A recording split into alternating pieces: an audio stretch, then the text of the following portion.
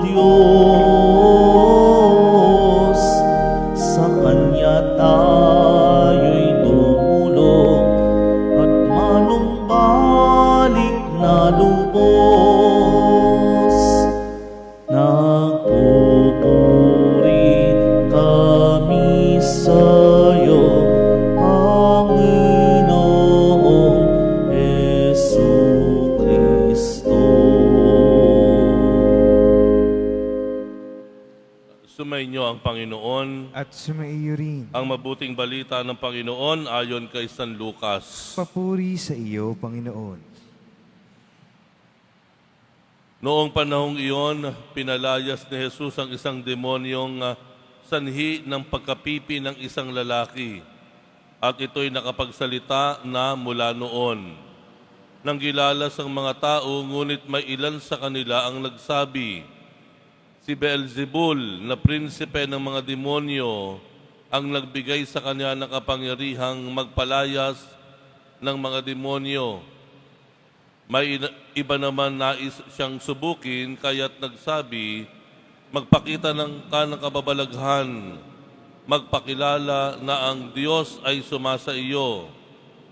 Ngunit batid ni Jesus ang kanilang iniisip, kaya't sinabi sa kanila, babagsak ang bawat kahariang nahahati sa magkakalabang pangkat at mawawasak ang mga bahay roon. Kung maghimagsik sa Satanas laban sa kanyang sarili, paano mananatili ang kanyang kaharian? Sinasabi ninyong nagpapalayas ako ng mga demonyo sapagkat binigyan ako ni Beelzebul ng kapangyarihang ito. Kung ako'y nagpapalayas ng mga demonyo sa pamamagitan ni Beelzebul, sino naman ang nagbigay ng kapangyarihan sa inyong mga tagasunod na makagawa ng gayon? Sila na rin ang nagpapatunay na maling-mali kayo.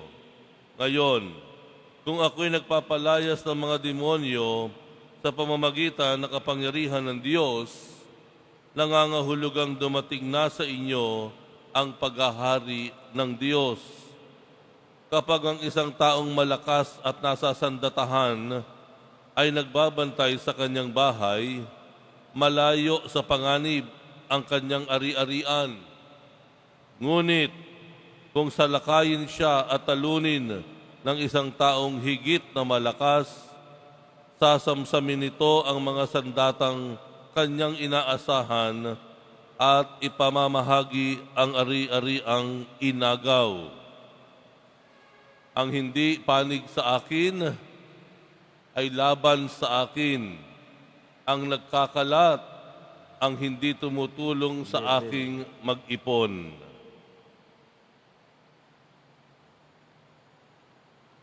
Ang mabuting balita ng Panginoon. Pinupuri ka namin, Panginoong Hesukristo. Magsiupo muna ang lahat. Magandang umaga po sa inyong lahat. Pwede po ba natin bilang pagsisimula ng bagong araw na ito, pagpalain natin ang bawat isa, sabihin natin sa isa't isa, God bless you.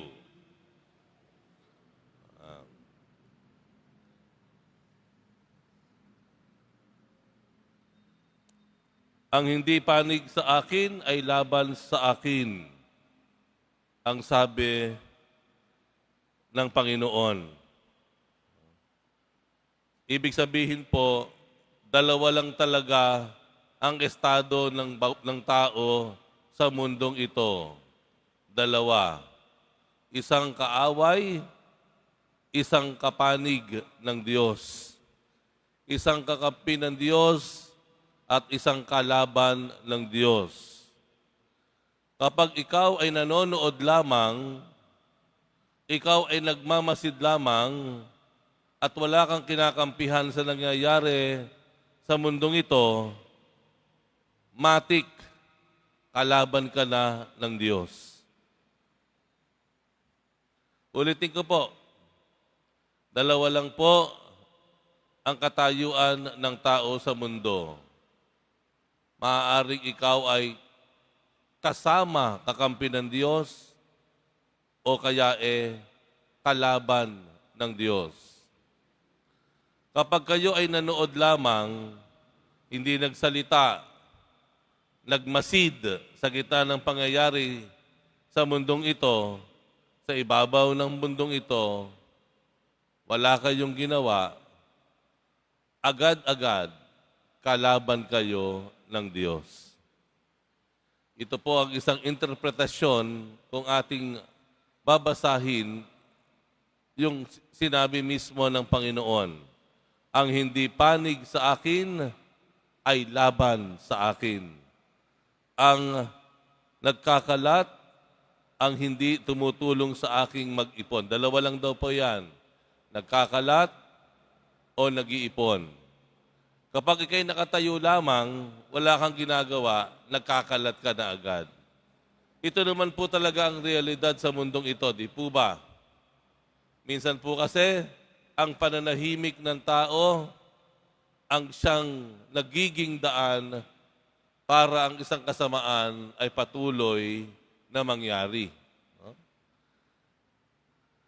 Kapag sa ating lugar halimbawa, hindi tayo gumagawa ng paraan, hindi tayo nakikiisa para sa katahimikan ng ating barangay, ibig sabihin po nun, kinukonsinti natin ang gulo. At ang pagkukonsinte, dahil wala tayong ginagawa, ay pagiging laban sa katahimikan o laban sa kapayapaan. It is always either you are with God or you are against God. Kapag may nangyayaring nakawan o mayroong nangyayaring pickpocket, mandurukot, may dinudukutan, tumingin ka lang, wala kang ginawa. Kung ating titignan ang Ebanghelyo, kaisa ka dun sa gumagawa ng masama. Kapag may kalat na simbahan ng Quiapo, nadaanan niyo po, may plastic dyan sa inyong dadaanan. Hindi niyo dinampot, wala tayong ginawa, at sasabihin natin, meron naman sigurong janitor dyan. Ibig sabihin po, kayo po ay kasangkapan ng pagkakalat. Hindi po ako nagsasabi noon, kung ito po ay kung ating susundin at palalawigin ang mismong sinabi ng Panginoon. Being an spectator, pa ikay nanonood, nananahimik, walang kibo, sa mundong ito, sa labanan ng kasamaan at kabutihan, ikaw ay mapupunta sa panig ng kasamaan. Dahil kung wala kang ginagawang kabutihan, hindi po pwedeng hindi ka rin gumagawa ng kasamaan. Dalawa lang po lamang iyan. Kaya sa Ebanghelyo, napansin niyo po, ang Panginoon, ganun na lamang ang kasamaan ng tao, no? Na inakusahan pa ang Panginoon sa kanyang ginagawa. No? Kung yun po nga ang Panginoon gumagawa ng mabuti, inaakusahan ng masama, pagiging masama, tayo pa kaya na walang ginagawa na kahit ano, mas madali po tayong gapiin o gamitin ng masama. Kung ang Panginoon nga, siya na yung nagpapagaling, nagpapatawad, siya yung umuunawa, siya yung tumatanggap sa mga itinakwil ng lipunan, siya pa, binansagang masama, paano pa kaya kung wala tayong ginagawa? Kaya ang hamon ng Panginoon, gumawa tayo. Do something. Hindi po pwedeng nanonood lang tayo. Hindi pwedeng walang kibo tayo. Hindi pwedeng wala tayong ginagawa. Let us do good. Ayan. Let us be part of something good. Ayan. Umimik tayo. Magsalita tayo. Yun ang hamon ng Panginoon. Dahil muli, ang hindi panig sa akin ay laban sa akin.